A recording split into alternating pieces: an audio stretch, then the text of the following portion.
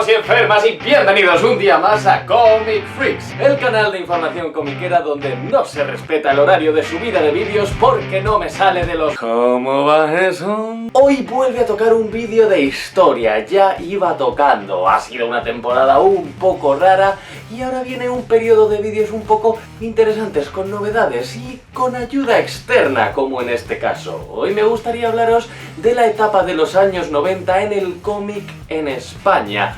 Un poquito de ver qué estaba ocurriendo aquí, qué se publicaba, cómo estaba el percal. Vamos al temita. En España, después del periodo de dictadura y censura, comienzan a publicarse en revistas, sobre todo, materiales más subversivos, underground. Llegamos a la década de los 80 y se crea el Saló del Cómic de Barcelona. Se produce una apertura de fronteras culturales, lo extranjero comienza a entrar a lo grande. Y con todo esto desembocamos en los 90, y cuando hablamos de los 90 y del cómic, siempre nos centramos en Estados Unidos. Estados Unidos con esas nuevas propuestas independientes, Estados Unidos con esa bancarrota de Marvel, con ese desfase creativo, con esa época negra por una parte, pero maravillosa por otra. ¿Pero qué estaba pasando en España por aquel entonces? ¿Puede ser que por fin los autores españoles estuvieran disfrutando de libertad creativa dentro del mainstream? Hay quien pinta los 90 en España como un terreno yermo. No pasó nada, no se sacó nada de ahí, pero ¿es esto así? ¿De verdad no hubo nada? ¿Qué cosas fueron buenas y qué cosas fueron malas? Yo, por desgracia, solo puedo hablar desde el punto de vista de un lector muy joven en aquella época, una visión muy distinta a la que pudo tener un profesional por aquel entonces. Por lo tanto, voy a limitarme a haceros un panorama de la década de los 90, de las ediciones y publicaciones de aquel entonces. Publicaciones que en la segunda mitad de la década yo empecé a disfrutar. Y entonces daré paso a nuestro invitado para que os dé una visión diferente, más de insider, de lo que estaba ocurriendo. En los 90 Comics Forum ya se había consolidado como la línea de publicación Marvel en España. Era fuerte, Marvel era fuerte en España. Norma Editorial, que hasta entonces había publicado revistas, cómic europeo, se empieza a explotar toda la obra de Will Eisner. Sin City de Frank Miller llega a nosotros. Hay un boom del anime en televisión y por lo tanto llega también el boom del manga, llega Dragon Ball, se producen muchas nuevas publicaciones y un boom también de revistas de información. Pero hay otro pelotazo importante del que os quiero hablar. Se le da la oportunidad a los autores españoles de publicar sus propias series. Ya no hablamos de revistas, hablamos de series, muchas de ellas imitando el modelo americano. Aparecen editoriales como Camaleón o Dude, y también la línea Laberinto de Planeta de Agostini. Algunas de estas obras han sido relegadas al olvido y merecen una reedición. Aleta ha reeditado en los últimos tiempos obras muy importantes de esta época, como El baile del vampiro de Sergio Bleda o El manticore de Patch y Busquet. Esta no es la edición de Aleta, os la enseño porque es la que tengo, pero la de Aleta es la edición conmemorativa 20 aniversario. Gran parte de los autores de esta época con el tiempo acabaron pasando al mercado americano o francés. Algunos hoy en día son autores de bastante renombre y la gran mayoría siguen trabajando como auténticos currantes a día de hoy. En 1991 comienza en forma de fanzine lo que luego sería el sello editorial Amaniaco. En él, además de una larguísima lista de colaboradores, publicó su primera obra, Estudio Kosen, la incansable pareja de creadoras de manga español. La obra era Garou-chan. Camaleón Ediciones fue fundada en 1992 por Juan Carlos Gómez y Alex Samaranch. La editorial trabajaba un estilo comic book americano pero en blanco y negro, y nos proporcionaron series de fantasía heroica como el Gorka de Sergi San Julián, La Cazafantasmas Testinieblas de Germán García, donde también colaboraron Luis Bustos y Javier Pulido, la serialización del cómic humorístico Mondo Lirondo, que ya sabéis que está incluido en los imprescindibles de Comic Freaks, los libros de Neko especializados en bombazos del manga, la revista informativa Slumberland, manga español de Carlos Olivares como Boom, B3 de David Ramírez, también omnipresente a lo largo de esta década, con un sentido del humor extremo, la mencionada Manticore de Batch y Busquet, reeditada luego por Planeta de Agostini, que es esta edición, y más en adelante por Aleta.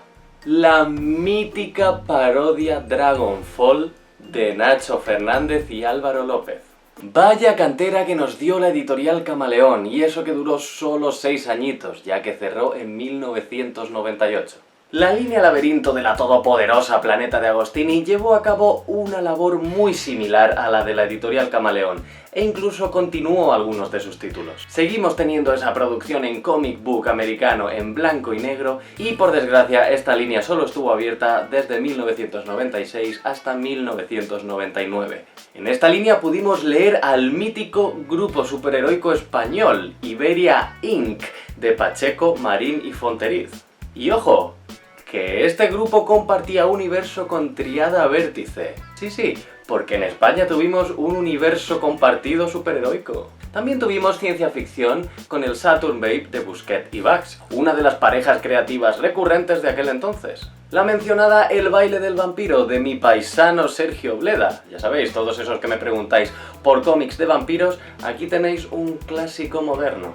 La fantasía heroica del vuelo del Scum, donde me enamoré de los lápices de Nuria Peris. Otra importante propuesta a la que le tengo un especial cariño fue la editorial Dude Comics, fundada por Jorge Iván Arguit y Andrea Parisi, y que se mantuvo activa desde 1998 hasta 2006. Esta fue una editorial muy cercana al público, que siempre será recordada por haber empezado a publicar Strangers in Paradise de Terry Moore y Bone de Jeff Smith, ambas en grapa, aunque por desgracia no llegaron a ser terminadas en esta editorial.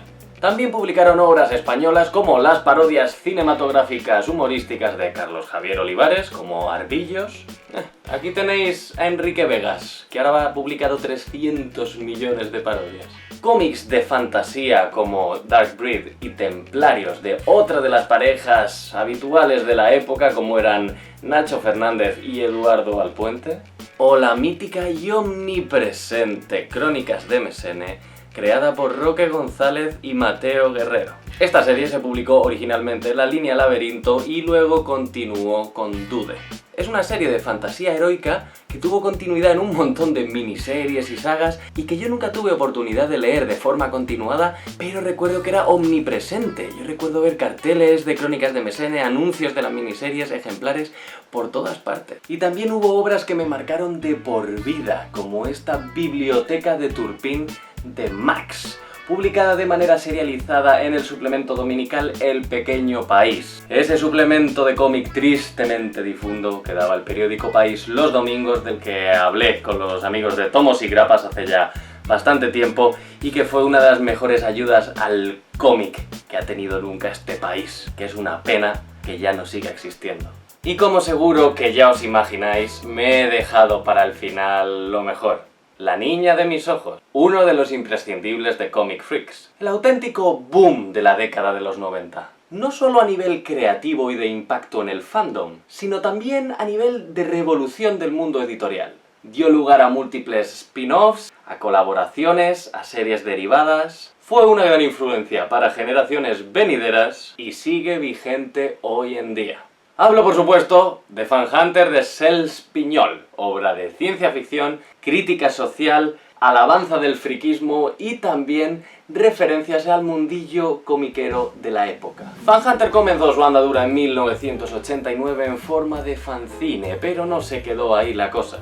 Luego pasó a Planeta de Agostini, a Forum, donde tuvo más series, más sagas, que fueron luego recopiladas, las antiguas fueron reeditadas con el tiempo. Tuvo múltiples formatos, luego tuvo continuidad en universos paralelos como Phantom Town y Outfan, luego pasó a Panini, ha tenido un par de novelas, creo que ya vamos por el 4º juego de rol inspirado en este universo, y de las tiras cómicas de Cels Piñol para diversos medios es que ya ni hablo. Se da por variedad el tío. Recopilatorio en tomo, grapa, colaboración con Busquets y Bugs, con Nacho Fernández y Eduardo Alpuente. Sí, que ahora Panini nos pone la guía de lectura de Imperio Secreto, pero es que mirad la página de publicidad en contraportadas de Comic Forum de aquella época. Flipa. Sí, creo que los 90 dejaron huella en mí. ¿Qué os voy a decir?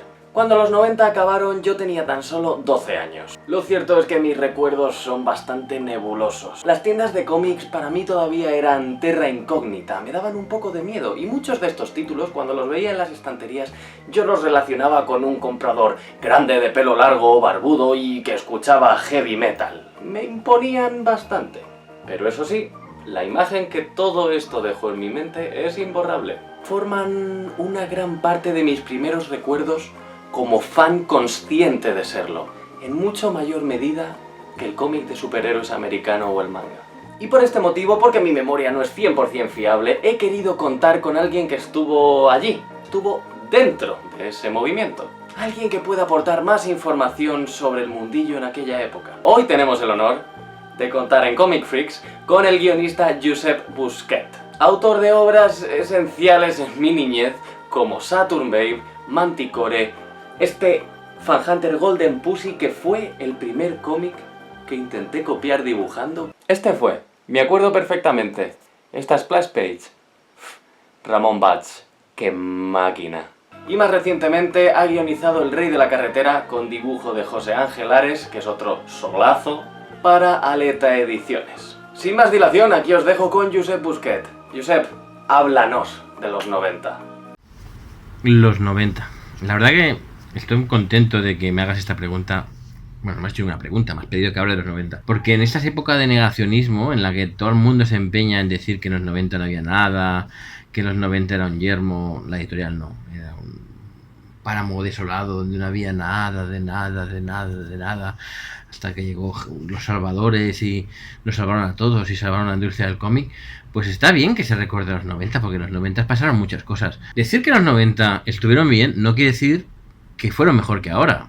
Es a la que salta la gente. No, porque los 90, esta época es mucho mejor. Bueno, pues igual es mejor. Igual ahora hay muchas más publicaciones.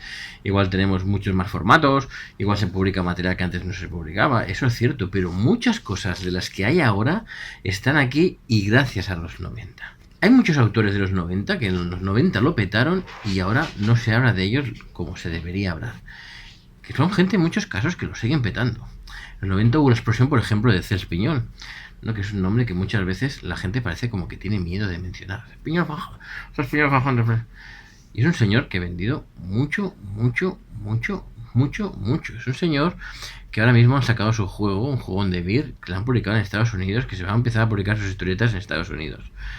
Pero no interesa, no es noticia, esto no es noticia. En los 90 pasaron muchas cosas. En los 90 yo acababa de comenzar. Yo comencé, de hecho comenzaría en el 91 haciendo fanzines. Esta cosa que todavía perdura ahí, unos pocos resistentes. Cuando todavía para comprar un fanzine no tienes que irte ahí al fondo de todo, más allá de cuando Isildur perdió su espada, al fondo de todo. Cuando todavía podíamos tener un stand cerca de la gente, que tampoco tuve muchos stands y duré poco. Hacía fanzines de corta tirada. En aquella época, en el 91, precisamente entrevisté a Cels Piñol, y por eso es como un ciclo, ¿no? Empecé entrevistándole a Cels Piñol, una entrevistilla para el fanzine. Yo era un chavalillo de 15 años, 16 años, un chaval. Y años después, tras pasar por Lajoso, en el 96 publiqué mi primer TPO, Manticore, en Camaleón, que es otro de los hitos de los 90. En Camaleón empezaron muchísimas cosas de las que hay ahora. Ahí publicó todo el mundo, pero desde Santiago Sequeiros publicó unos tebeazos ahí, publicamos nosotros nuestras cosillas, nuestros tebeos de aventuras, Mondo Lirondo, Testiniebras, cosas alternativas de todo tipo, hasta cosas comerciales, una revista de manga. Camaleón hizo todo. Luego llegó Planeta y dijo: ¿funcionan los comic books, las grapas de personajes hechos por aquí? Vamos a hacer grapa también. Hay leyendas urbanas que dicen que esos tebeos los compraba sobre todo gente que quería publicar, pero vendían. Una cosa, un factor, que estamos hablando de los 90, 96, 97, han pasado 20 años, y en muchas ocasiones ahora te ofrecen como adelanto aquí, por un tebeo de 80 páginas, como mínimo, en blanco y negro a color, lo mismo que nosotros cobramos por un tebeo de grapa de 20 páginas en blanco y negro. Podéis hacer vuestras cuentas. Pero bueno, que todos los casos no eran así, ¿no? Pero también había más cosas. Había Undercomic, de Cristiano Osuna, que publicaba TVOs de Agreda, de Berrío, de Fermín Solís, un montón de gente. Subterfuge publicaba TVOs. Había muchas cosas en aquella época. La única gran diferencia con lo de ahora es que vivimos una época de tapadura, de tomos, como de de dotarle en muchos casos mucha gente una cierta intelectualidad a lo de leer cómics, huyendo del popular. Y en aquella época se publicaba, la cúpula publicaba Brut con un montón de material de autores españoles de aquí, estaba Dude, seguro que me olvidé de alguna, Maníaco, me olvidé de alguna y luego se enfadarán conmigo, pero pasaban muchas cosas en aquella época. También yo era joven inconsciente y me pensaba que esto era maravilloso, ¿no? Que el mundo del cómic español. Estaba Grenat ahí todavía haciendo sus cositas y haciendo grapas. Yo publiqué una grapa en Grenat. He publicado muchas editoriales. En los 90 se publicó material de fuera de aquí. Se publicó igual peor que ahora, porque ahora hay más conocimiento de causa, se edita todo mejor, se han abaratado las imprentas y se pueden hacer ediciones más guays, más baratas. Hay muchísimos factores que hacen que ahora se pueda editar mejor, ¿no? Internet nos ha acercado con muchas cosas. No había mucho internet. Había internet, estaba Dreamers, otra cosa de los 90, ¿no? Había los blogs con las cositas allá al final de los 90. Los 90 molaron. Los 90 pasaron cosillas. Yo tengo un cariño. Y fue una semilla de muchas cosas de ahora, te digo. Se publicaban muchas cosas que ahora se han editado en tapa dura, pero en aquel entonces se publicaba en grapa y valía pues €1 y pico, €2 y pico, €3 y pico. Tampoco estoy diciendo que aquella época era más barata, pero lo era. Pero fue el final, al principio, de las grandes revistas, que habían revistas donde los autores publicaban se ganaban la vida solo publicando en revistas, que fue la época de Tutain. No sé si había un coletazo de herederos de Bruguera por ahí todavía, Municiones B, algún autor ahí todavía ahí, ahora solo quedan 2 o 3. Luego fue una época que hubo muchas revistas de información, que ahora con internet tienes mucha información, pero a mí me gustan las revistas en papel, ¿no? Y ahora solo quedan Dolmen, Z, la revista de Zona Cómic y en papel casi no hay información. Y antes tenías 5, 6, 7, casi cada editorial tenía su revista en papel, el Slumberland, el el Nemo, el Volumen, un montón de revistas de información donde además era como todo más secrético. Te podían hablar de un TVO de superhéroes al lado del último TVO de Pascual Ferry, al lado del cómic de Piñol. Había estaba como más mezclado. Igual ahora hay más separación, pero bueno, la verdad que ahora tengo esperanza porque creo que están surgiendo las nuevas generaciones que se dejan de tonterías y leen todo lo que les gusta. Igual el boom español, dicen que el boom de cómic español con lo de Laberinto, Camaleón. Yo he oído teorías de todo tipo, de que fue propiciada en cierta parte porque dice que en Estados Unidos los superhéroes bajaron bastante y que no hay mucha calidad. Y de europeo igual solo publicaba Norma y pocas cosas más. No lo sé, pero fue una época chula. Luego dio un gran bajón el cómic español, es verdad. No de publicación, porque el cómic siempre se publicará, pero las condiciones y demás de laborales, y al final surgieron editoriales que siguen ahora. Las editoriales que surgieron al final de los 90 se han mantenido ahora. Solo decir que los 90 estuvieron muy bien. No hay que hacer un negacionismo. En los 90 pasaron muchísimas cosas. Hay muchos autores de los que siguen ahora que estuvieron ahí en los 90 a tope. Y que para hablar bien de algo no hace falta menospreciar a los 90. Para decir que ahora las cosas están mejores, no hace falta decir que los 90 fueron una mierda o que fueron una cosa. Bueno, creo que podemos concluir que los años 90 nos dejaron una buena cantera de autores que por desgracia se acaban yendo al extranjero. El mercado español no puede aguantar un ritmo de producción propia como hacen en Estados Unidos o en Japón. Además, en España tenemos un problema histórico-cultural, de censura, de que se fomentara solo un tipo de cómic humorístico, de que cuando se abrieran esas fronteras culturales todos miráramos hacia lo extranjero, que se había estado trabajando mientras nosotros teníamos esa cerrazón cultural. Y ese es principalmente el problema por el que ahora creo que no tenemos una industria fuerte. Y ojo, hablo de cómic y hablo de casi cualquier otro tipo de producción artística. Pero principalmente el devenir histórico ha hecho que no se respete tanto el cómic. Estamos trabajando en ello. Parece que ahora formatos como la novela gráfica le han dado mayor empaque a este arte. Parece que se toma más en serio, pero ¿está el cómic en España en mejor estado? ¿Se puede vivir de ello? ¿Qué ha cambiado? ¿Cuánto? ¿Para mejor? Estas son cuestiones de las que tendremos que hablar en un próximo vídeo que ya estoy preparando con muchos colaboradores y colaboradoras. Así que ahora solo me queda desearos que hayáis disfrutado de este vídeo, espero de verdad que os haya gustado, que os haya dado información útil o entretenida y un poquito de paciencia, se viene un vídeo muy gordo. Tanta paz llevéis como descanso dejéis.